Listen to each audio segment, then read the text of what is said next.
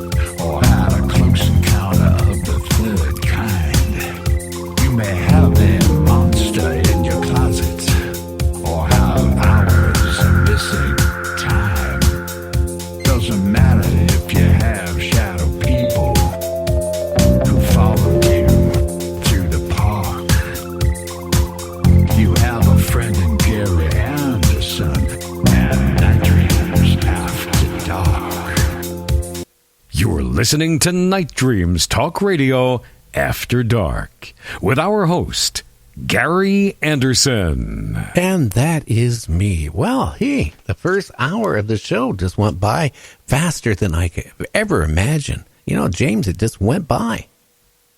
It did go by really quick. I was shocked. Maybe it's my system catching up with this time change, but it sure did go by quick. I agree with you. Yeah, let's get Tom on the line here and talk to him and find out what's going on in his life. Let's say. So we should have him here in a second.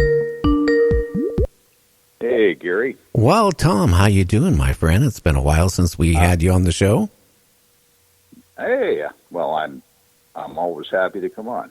Oh, well, we're always glad to have you on. And again, I want to thank you for, that great bumper music. It just, I love it.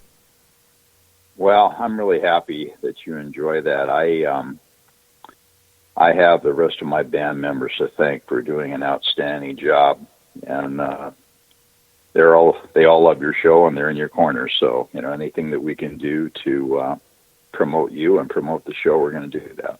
Oh, I appreciate it. I won't tell you if the radio stations were on and the internet. That we are, no, I don't know about how many on the live listeners, because the radio stations, they get a quarterly book. It shows what the show they're carrying, how many people are supposedly listening to it at that time frame. I won't know yet for another 3 weeks what our listenership is on the stations, but we are really rocking it on the internet with the people, especially the truckers. What they do is if they don't catch it live, they'll download it and then play later.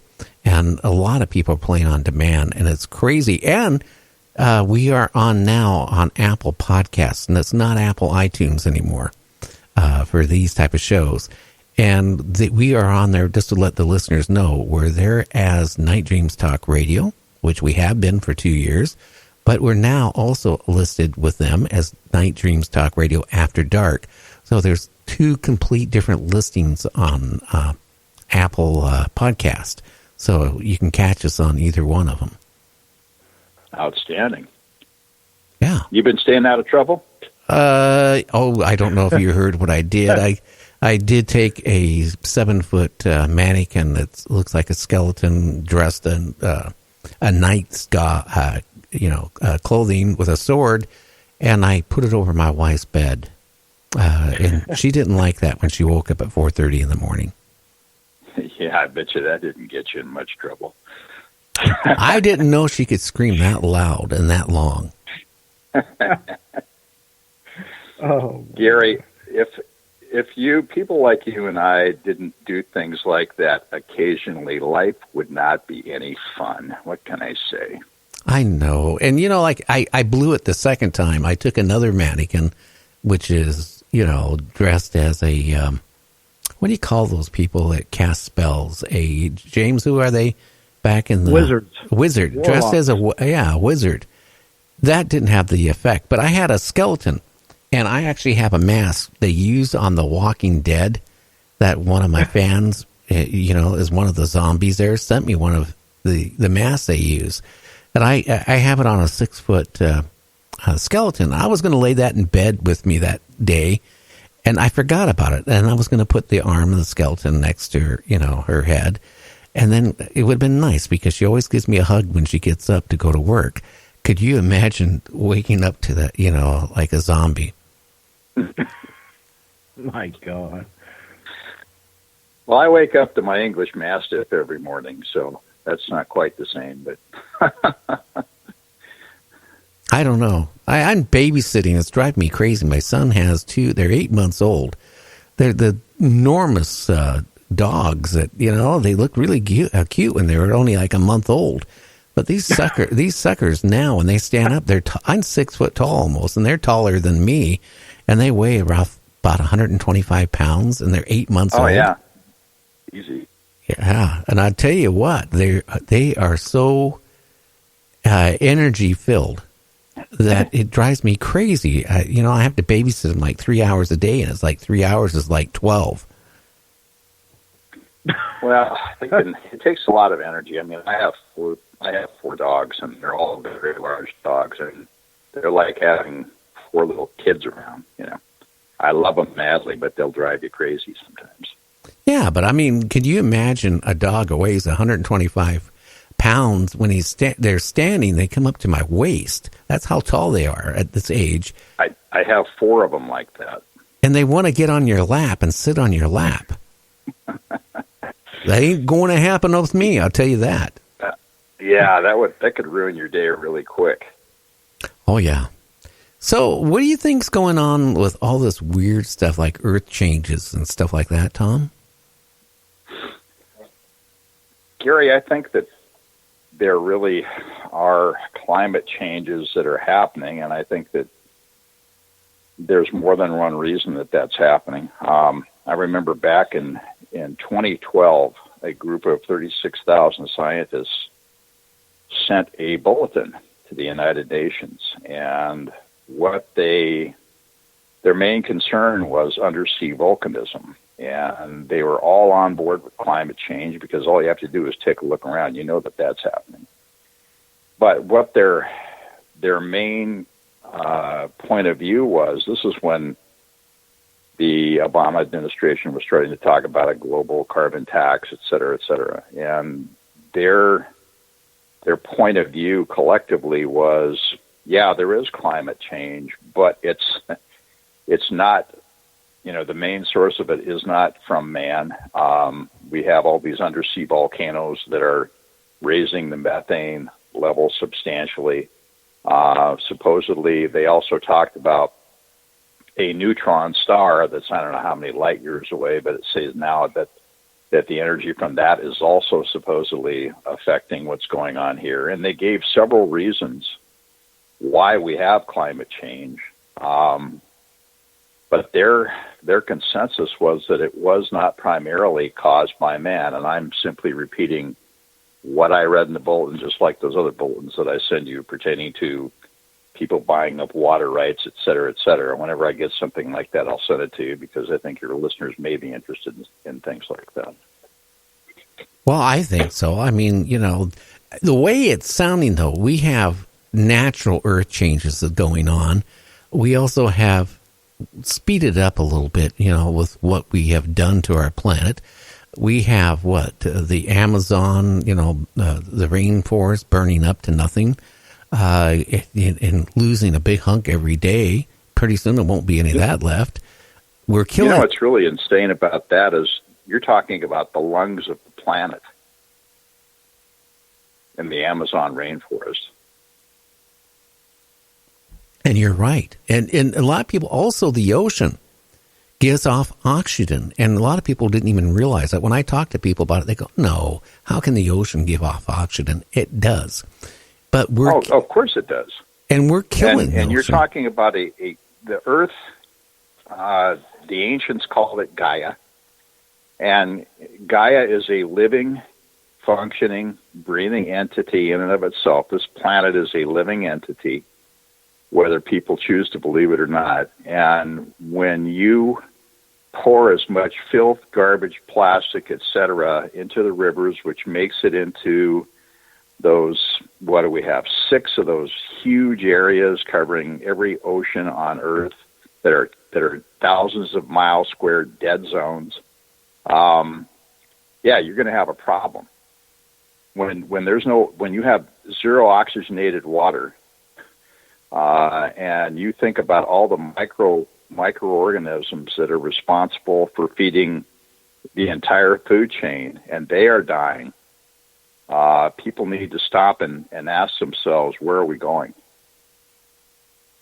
Well, it's scary where we're going because, again, I was sitting there reading like places like Africa, Brazil, Argentina. They don't think anything of taking their plastic, pop bottles, milk jugs, whatever, and tossing it into the rivers. And the rivers, you can't even see the water in some of these areas, especially if it goes through any town or city. All you see is this garbage just floating down the river, going out to the ocean. And you're right, it's creating big blocks of garbage out in the ocean, which is a dead zone, which is killing marine life. But what I'm really scared about is the latest reports. Now, I've read 2 different reports. One says 2050, one says 2040. The ocean, if you live on the East Coast, if you live like in San Francisco, you live anywhere on the coast, they were talking about 300 million people are going to be displaced because of the what's going to happen. The sea level is going to rise so high, it's just going to come in, and where's these people going to go? What's the name of that main? You probably know this because you those bulletins, and I'm trying to remember. I was going to say Fisher Glacier, but I don't think that's correct. It's down at the South Pole.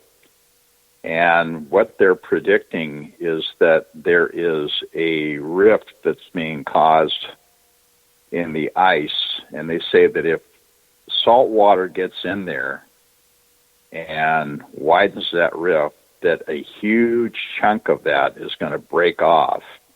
And when it does, the sea level could rise between 18 and 35 feet. Well, yeah. Now, if you're living in some place like New Orleans or, Florida, you're going to be in a world of hurt. Well, and if it wasn't for all the dikes, New Orleans would be underwater. Yeah, that's true. Because that was the main thing that happened when Katrina struck, is all of those systems failed. And that just inundated the entire city with water. So you could imagine if the ocean levels rise 10, 15, 20, 30 feet, what is going to happen? I mean, if you own property in Florida, you own property anywhere on the East Coast, New York, all that stuff. I mean, I was reading even New York is not prepared what's going to happen because what we do in this country is we wait to the last moment. I have this old story I tell people. My wife, when we first got married, she didn't want to, she liked spending money. And then when a bill came by, it had to be paid. She'd come up there and she goes, well, I need money to pay this bill. And I go, there isn't no money. You spent it all. But I need to pay the bill. There isn't any money. I can't pay it. Well, I need to pay it. Give it to me.